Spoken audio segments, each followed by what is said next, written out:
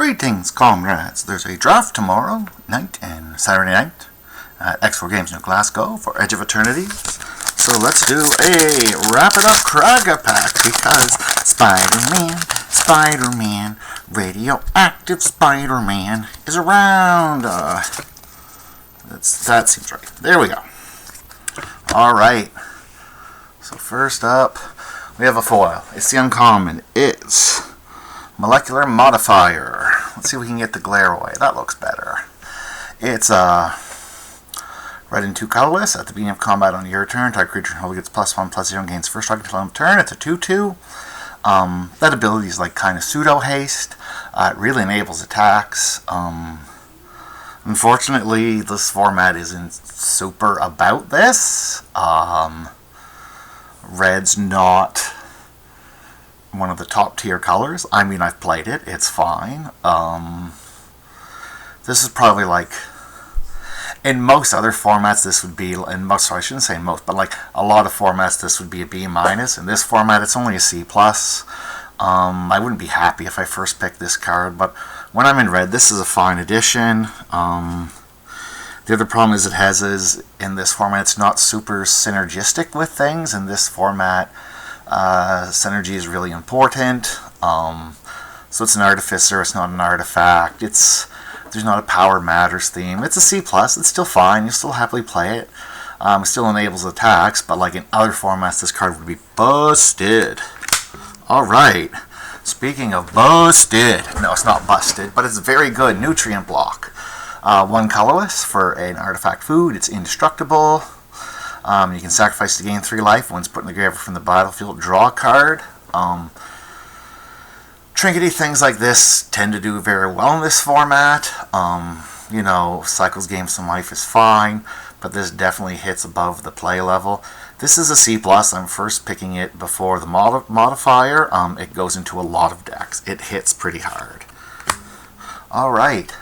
Ice Cave Crasher. It's 1 green, 3 colors for 4/4 trample. Landfall. Whenever land enters this creature, it's +1/+0 until end of turn. Green in the early weeks had the highest win rate. I think it still has the highest win rate. Because of this card ranks better than it is. It's probably a C. It's a fine playable. Things can get a bit bigger than a 4/4 in this format on the regular though, so that kind of diminishes it. And I'm still firmly in the Nutrient Block camp right now. But yeah, you can put this in green decks and be happy. Frontline War Ravager. 1 red, 2 colorless for 2/3. On your end step, you can control 2 or more tapped creatures, put a +1/+1 counter on this creature. This is like a D-. I don't want this in my deck. The red-white is the 2 tapped creatures theme. It's the worst color by far, and this is not the payoff I'm looking for. I've even had my opponents get this like 6/7, and it just doesn't matter. Yeah, so like D-.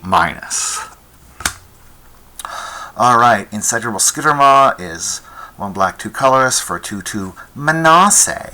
Insector. And avoid at the beginning of your end step if a non-land permanent left the battlefield this turn, or a spell is war, put a +1/+1 counter on this. The best part about this card is Menace. It's pretty easy to get to a 3/3, and a 3/3 menace is fine. Black's a fine color to play in this format, but it doesn't particularly synergize well with anything. It's a C. Alright. Oh, Starbreach Whale. I love the whale after the pre-release, and now very down on the whale. Womp, womp, womp. It's blue and 4 colorless for a 3/5 flying whale, and once creature enters your surveil 2, and you can warp it. And usually I really, really like 2 mana things that let you surveil and help fix yourself up. I think they're very good for Magic. I was really high on this on the pre-release, and then just, you don't want this.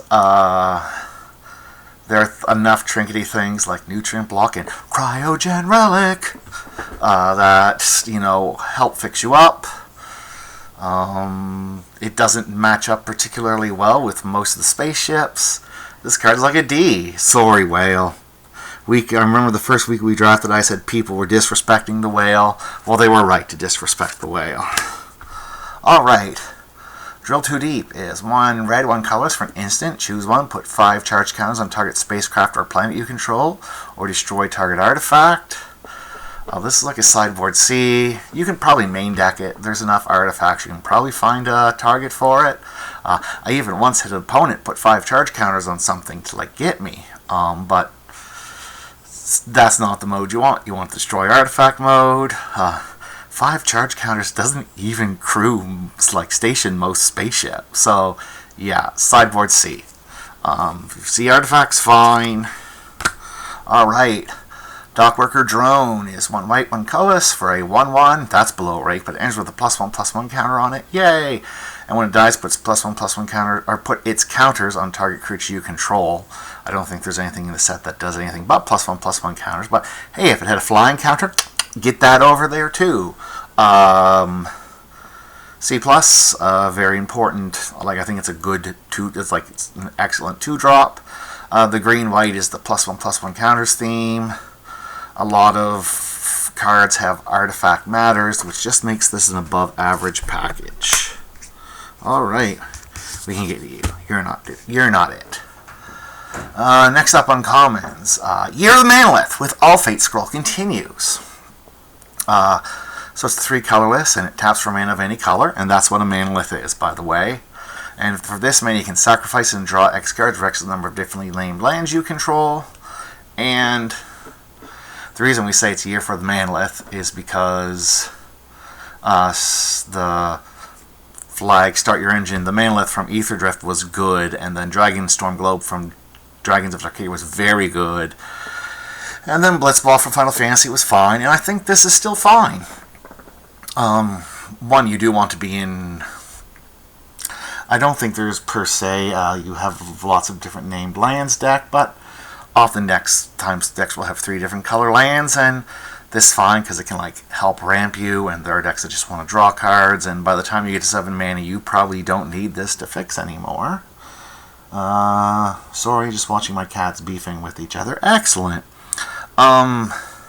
I don't have a lot of experience with this because I feel a lot of people take it higher than I do, but it certainly is playable. I put it at C. I'm still taking the block or the drone over it. Alright. Litho Breaking is a red and 2 colors for an instant. Create a lander token. Then you may sacrifice an artifact. Does not have to be this lander token, but deals 2 damage to each creature. In some formats, board wipes like these low ball board wipes are important. I don't think this one it is. There's certainly been times where it's just I just really wanted an artifact at instant speed, so I played this. And then if my opponent had some robots, this was fine too. It's probably at its best in the red-blue artifact deck because you can sacrifice, one of your trinkety artifacts to it instead of the lander and then go find a land. But overall, it's probably like a C-. Like, I don't think this is busting up the format. But if your opponent is all in on robots, this will rock them. Alright. Wedge Glimmer Rammer. It's white and 3 colors for an artifact spacecraft. When it's created 2 colorless robot creature token, and you can station it. And for 9, it's a 3/3 flying first strike. And we're going to talk about spacecrafts for a second.